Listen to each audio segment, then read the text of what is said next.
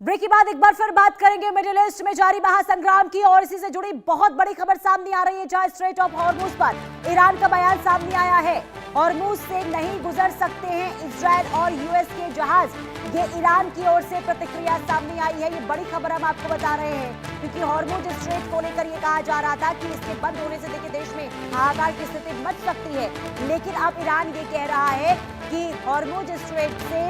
US और Israel के जो जहाज हैं वो नहीं गुजर सकते हैं। ऐसे में सवाल ये कि क्या बाकी देशों के जहाजों की आने जाने की छूट वहां पर रहेगी, क्या उनके लिए स्ट्रेट ऑफ हॉर्मुज बंद नहीं रहेगा? सवाल कई हैं और इसे समझना भी बहुत ज्यादा जरूरी हो जाता है कि जो इस वक्त मिडिल ईस्ट में हालात बने हुए हैं और ऐसे में स्ट्रेट ऑफ हॉर्मुज के बंद होने के बाद, क्योंकि देखिए अहम हिस्सा ये माना जाता है, अहम ये रास्ता जलमार्ग का ऐसा रास्ता जहां से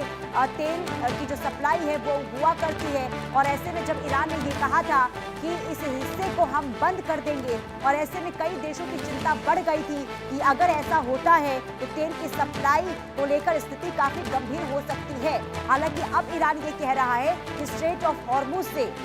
इजरायल और यूएस के जहाज जो है वो नहीं गुजर सकते हैं। सवाल ये कि आगे क्या बाकी देशों के जहाजों की सप्लाई बाधित नहीं होगी, क्या उनके जहाजों पर रोक नहीं रहेगी? सवाल कई हैं, लेकिन आगे ईरान की स्ट्रैटेजी क्या होती है ये समझना काफी अहम हो जाता है। क्योंकि देखिए भारत के लिहाज से अगर हम बात करें तो ये जो स्ट्रेट ऑफ हॉर्मुज है, इसी हिस्से से 40% जो कच्चे तेल की सप्लाई है भारत की ओर यहीं से आता है। और ऐसे में भारत के लिए भी काफी चिंता जो है वो बनी हुई थी कि अगर ये हिस्सा बंद हो जाता है तो कहीं ना कहीं हाहाकार की स्थिति भारत के अंदर भी देखने को मिलेगी। पेट्रोल और डीजल के जो दाम है वो महंगे होने की भी संभावना जताई गई थी और देखिए असर जो है वो दिखना शुरू हो चुका है, क्योंकि अभी एलपीजी गैस सिलेंडर के दामों में इजाफा हुआ है, जिसमें घरेलू गैस सिलेंडर के दामों में 60